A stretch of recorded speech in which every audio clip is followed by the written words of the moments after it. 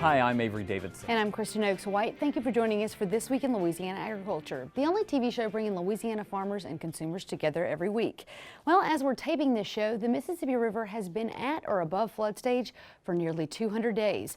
That smashes the record set during the Great Flood of 1927, which prompted the creation of the federal levee system. That system has been tested a lot here lately. This most recent tropical system, which as we tape this, is projected to put the river a foot below the top of the levee in New Orleans. Meanwhile, already more than 8 inches of rain ahead of the storm flooded the streets in the Crescent City. This is near Canal Street, where we held our most recent Farm Bureau convention.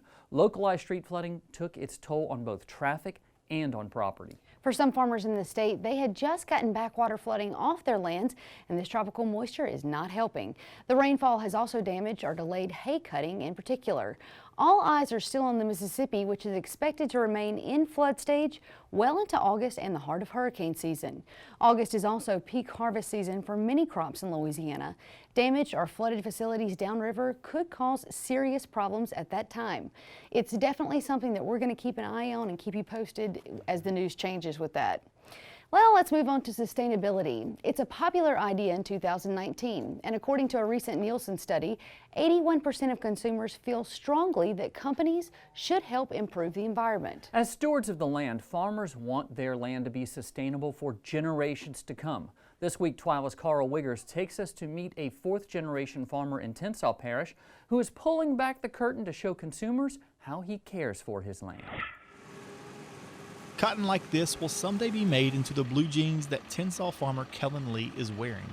But before it's white and fluffy, it starts here in what's called a square.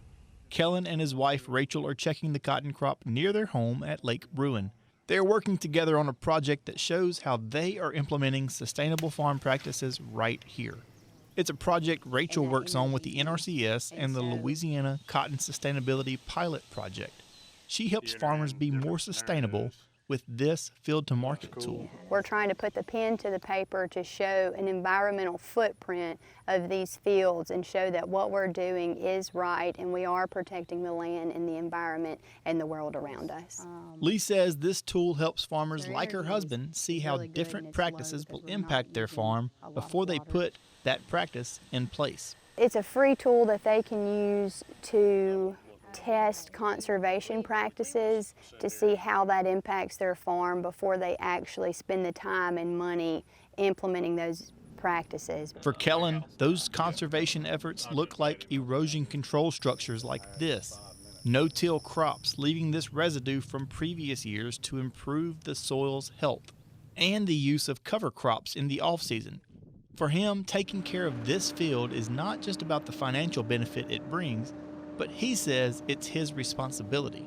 A farm like this one here, all of this drainage goes into Lake Bruin, which is where our water, our drinking water comes from. So that is very important to us, it's very important to the community, and to make sure that we're maintaining our soil and our soil loss. We are feeding and clothing the world, and we want to do that in a environmentally friendly way, and so we're trying our best to be transparent to consumers, brands, and retailers.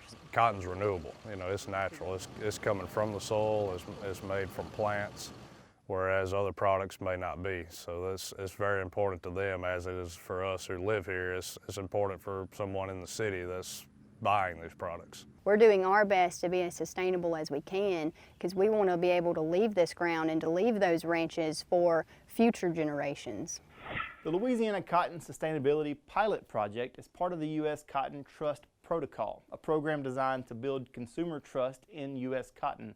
And if you're a cotton farmer and would like to implement this program and use these tools on your farm, you can learn more about that at our website, twilatv.org. And you guys, this is one of the really cool stories to go shoot. I love cotton, but it's also neat to see it's a perfect duo. She works on the program and he farms the cotton that the program is focused on. So it was really neat to see them work together on this. And for you, that had to be kind of personal, especially for cotton, because your father grew cotton for so long when you were growing up, and you're still trying to talk him into grow some cotton again. Doing the best I can. I'm partial. I love the crop, especially when it's in this state.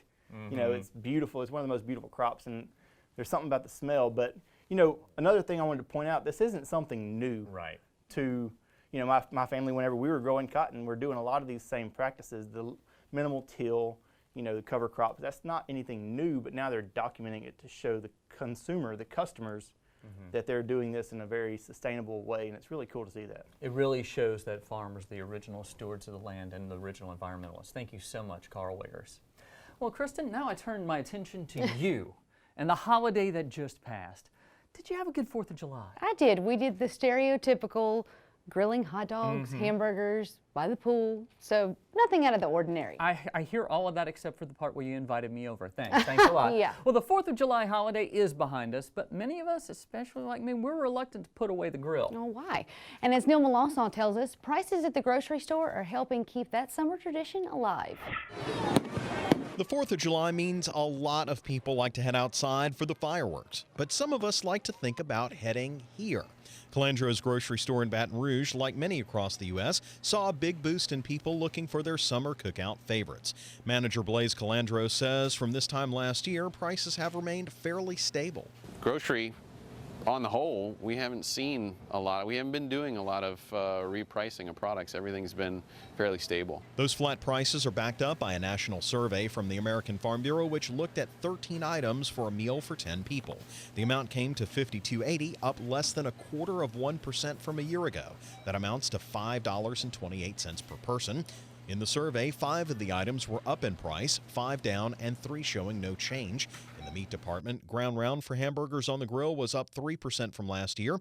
On the other hand, pork spare ribs were down 2% from last year, but hot dog prices have gone up 3% from summer 2018.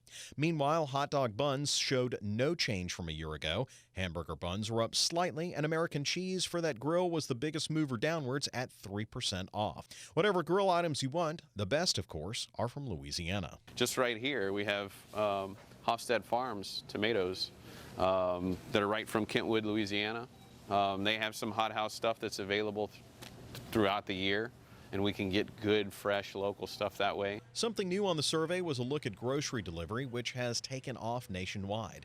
This year's survey for those same 13 items was right at $70, about 38% more than buying it at the grocery store. Calandro says his store is holding off for now, but it is something they're considering. Of course, there were more items on the survey, and for a complete listing, you can visit our website at twilatv.org. And guys, one thing that I was really happy to see with this survey and with these prices is that we're seeing a more normal situation with the meat market. Beef is up, but you saw the pork ribs are down. So when supply and demand is working for a change, and after a few years there where it was just weird with the beef herd being down and the pork herd being down, it was just kind of strange, but it's good to see it back to normal and working for consumers. Well, hot dogs are cheaper, but I didn't see Traeger pellets on that list. No, I bet you didn't. And you know who else didn't invite us over? Carl Wiggers has a Traeger grill, and he didn't invite us over either. What did y'all do for the 4th of July that you didn't invite us over? Well, unless you wanted to be in a couple of inflatable swimming pools with a 3-year-old and a 6-year-old, hey, you're welcome to come. I mean, believe me, Not like it was any better than mine. They dragged Daddy and his clothes in. Sherry smoked wings, so I really wasn't suffering at all. Ah, okay. Neil Melanson, thanks for bringing us that great story. Well, the Louisiana horse industry brings an estimated $2 billion a year to the state's economy, and that's according to the LSU Ag Center. It's an industry that continues to attract young people. That's why the organizers of the 50th annual 4-H FFA State Horse Show say the young people involved in the show are not just horsing around. The Lamar Dixon Expo Center in Gonzales, Louisiana is home to many events, but not many have gone on as long as this one. This is the 50th annual Louisiana 4-H FFA State Horse Show. The Ag Center is really excited to be a part of this and to have produced this and been one of the major sponsors for this event for 50 years. You can't say that about a lot of different events that last that long, so we're really excited about that. Hilton Waits works for the LSU Ag Center and is the State Horse Show Superintendent. He knows what it takes to put on this event, But he knows even better what raising horses as a student project does for these young people. The horse project is very unique. It's a family-oriented project. It takes a lot of time, it takes a lot of hours in the saddle, it takes a lot of practice, and it's a year-round project. So it's a family affair, and those that are involved in the equine project have a chance to experience that throughout the year. I enjoy being able to come here with my family and just being able to have the experience to just compete with my horse. And he's really an amazing horse, and this is actually only my second show showing him. Aubrey Vadrine is from Ville Platte, Louisiana. She's entering the 9th grade, but she's already learning valuable lessons right here in this ring. I love having more competition because if I don't get first place, it makes me stronger and it makes me more competitive, and it helps me to get better. In this case, Vadrine won first place. Things went the way she hoped, but Waite says that's not always the case, and that's a good thing. The unique thing about the horse project is it teaches young people that things don't always go the way you plan for them to. They're working and depending on that animal, or that horse in this case, to help them with a lot of the patterns and the different things that they're doing, and sometimes it doesn't go the way that they practice, so they have to learn that sometimes you have difficulties in life, just like you have in the saddle. And so that's probably one of the most unique things about the horse project, in my opinion, is it teaches young people that when things don't go right, you can't give up. You have to persevere, you have to stay calm and confident and poised and get through it. Organizer Dwayne Nunez tells me that attendance was down a little bit this year, but that was because some of the dates conflicted with the rodeo circuits. He says next year the horse show will be back to its Tuesday through Friday schedule to avoid that. And Chris, I kind of want to get a feel from you. What is the difference between, say, like an Angus show and a horse show? Oh, you're asking the wrong person, because I can tell you anything you need to know about a cattle show, but... So they don't have to prance at cattle show? From what I know, my friend grew up showing Arabian horses, and I think you ride them as opposed to walk them out there? It's a little bit of both. It's a little bit of both at the horse show. But what I thought was really cool was they were beautiful animals, and it really, you could tell that these young people take a lot of time caring for them, just like you do whenever you go to most other livestock shows. Well, that's not really in my wheelhouse or hoof house, I guess. We need to get her a horse. That's an Avery joke. Still to come on TWILA, we have a special video to show you what and who the Louisiana Farm Bureau is all about. But first, we'll see what new things are coming to the Louisiana rice industry. Stay with us.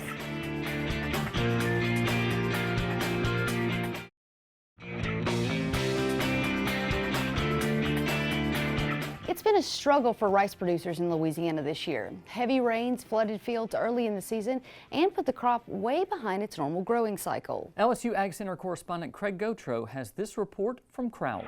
Rice producers got a close-up look at PVL02, a new rice variety that will help overcome weedy red rice, which is becoming increasingly resistant to herbicides. The new Provisia line is an improvement over its predecessor, PVL01, according to Adam Famosa, a rice breeder at the LSU Ag Center H. Rouse Caffey Rice Research Station. We've observed a pretty consistent 10% yield advantage of this line over PVL01. We see much improved milling with this line over PVL01. The plan calls for enough seed to be produced this year to plant about 50,000 acres next year. This number is expected to go up the following year. Famosa is confident the new variety will meet expectations. We feel pretty good about what we see in terms of the potential because it's been tested quite extensively compared to what our normal testing practices are. Like virtually all agricultural commodities in Louisiana, rice has faced challenges this growing season. It got off to an extremely slow start and simply hasn't been able to catch up. Yields are expected to be down from last year, which was a good crop. We're not going to break any record yields because of all the trials and tribulations we've had, but we still have a good opportunity for good yields. Large carryover stocks from last year are pressuring prices downward. One market that could help reduce this carryover is China, but Harold does not expect to see any rice purchases from China soon. Legally, we can sell rice to China, but due to the trade war, we haven't seen any movement in that area, and until that's settled, we probably won't see any rice purchased from China. The amount of medium grain rice being grown has increased significantly in Louisiana and is expected to make up approximately 15% of the state's acreage. With the LSU Ag Center, this is Craig Gotro reporting. Louisiana's rice crop is expected to be around 400,000 acres this year, a decrease of more than 15,000 acres from last year.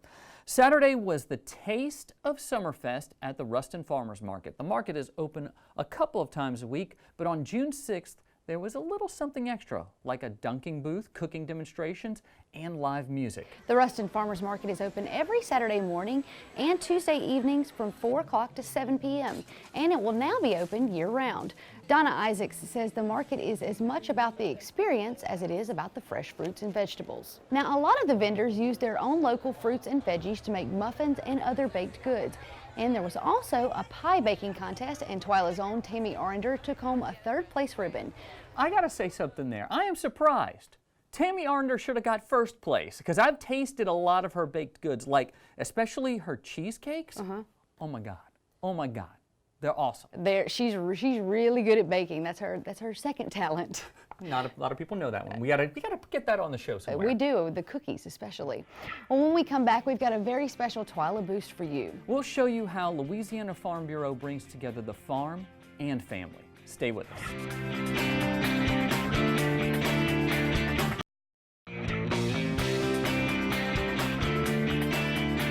I know we just came back from break, but before we leave you, we have a special edition of our TWILA Boost. Earlier this year, in preparation for the 97th Annual Convention of the Louisiana Farm Bureau Federation, we asked several of our Farm Bureau members and volunteer leaders to explain what the organization means to them.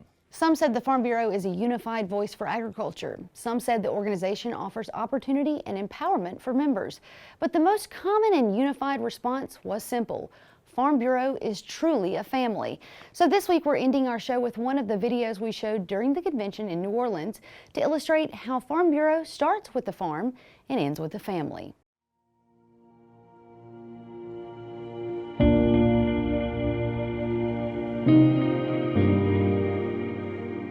I became involved in Farm Bureau as a youth, probably 6, 7 years old. My father was a county president, mother was on women's committee. Followed them throughout the county activities and state convention activities, and I was fortunate enough after college to get involved in the Young Farmer and Rancher program. It really provided a lot of leadership opportunities and a lot of things that old country boy like me wouldn't be exposed to otherwise. The beauty of Farm Bureau is we represent any and all of agriculture within Louisiana. If you're in sugar, you're in sweet potatoes, you're in rice, the pollinating crops, livestock, aquaculture, crawfish, whatever it might be. I mean, we have a committee for about any and everything, and if not, we'll make one. Farm Bureau family means that all doors are open. Everyone has a common interest, advocating for agriculture in some type of way, shape, or form, and trying to make Louisiana agriculture better.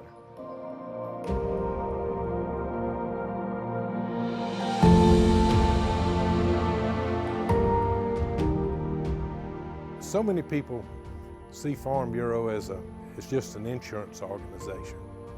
And insurance is a big part of the services that we offer. But what we do for the rural people, the agricultural people, it's amazing. And the more you're involved with it, the more you see how you impact the economy of the agriculture in the state.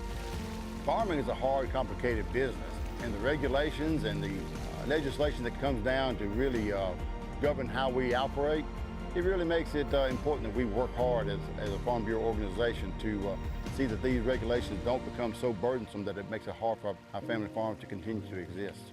While we are raising a crop, weaning calves, working cattle, or raising our families back home, when we can't be in Baton Rouge and we can't be in Washington, D.C., Farm Bureau's there and they have our back. They're watching out for us and watching out for tomorrow.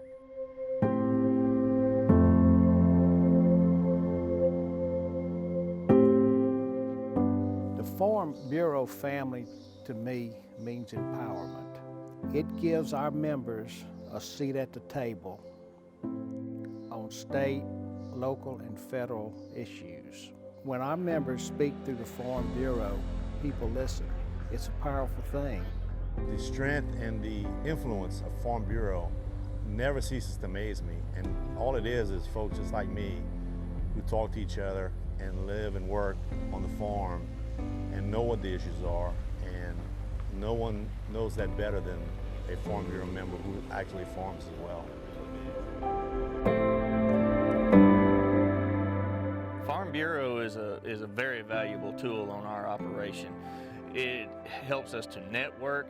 It's a teaching tool. It helps us learn about other operations. It shows us how we can improve our own operation here at home. We wouldn't have got that without meeting people from other sides of the state, from all walks of life, with all different backgrounds. It is giving us a voice for the lifestyle that we live. With Ag in a Classroom, I'm able to go visit students in the class and read to them and answer their questions and see them light up at the idea of, hey, there's farmers out there, they're coming to my school and they're gonna teach me about what they do, and that's an exciting part.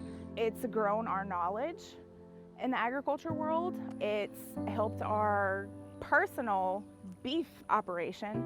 We're doing cuts of meat now, custom cuts of meat and bulk meat, bulk orders. I feel like without Farm Bureau, we wouldn't have started it, but we wouldn't be where we're at today without it. We can ask ideas. You know, I can say, what's going on your farm? How are you doing this? And I can learn from them and they can learn from me. And that's one of the things that I think is most important, is because everybody has value and has things that they know. If I can pull nuggets from you and pull nuggets from you of wisdom and things that I can use, that's where it's at. That's how we grow as people and how we grow as farmers. The Farm Bureau family means somebody that really gets my way of life and understands the challenges that we face uniquely as farmers, that they, you know, can empathize, and they can also stand up and fight with me if we need to stand up and make our voices heard. It's comforting to know that you can talk to them, and you know, if they're having a bad day, you can talk to them. If you're having a bad day and you talk to them, they'll make you feel better. And it's people that deal with the same stress that you do. You know, when you can talk to somebody that's your age that's going through the same struggles, you know, it's pretty good therapy.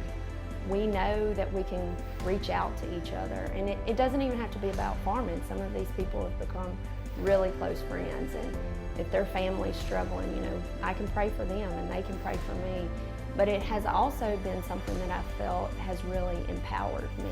It's taught me that being a farmer is special, and that it's more than a job. It is our way of life, and that it's something that we need to speak out about. We need to tell our story. Farm Bureau's taught me that that's important. The Farm Bureau family truly exists.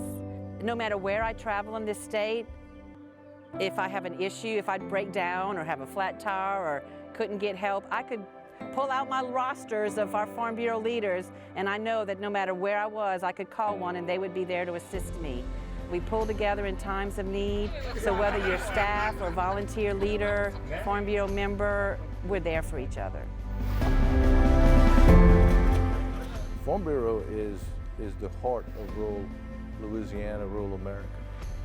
It exemplifies everything that's real, and it's surrounded in faith and friendship and family. Once you become in the Farm Bureau family, you have a home throughout the state, year in and year out.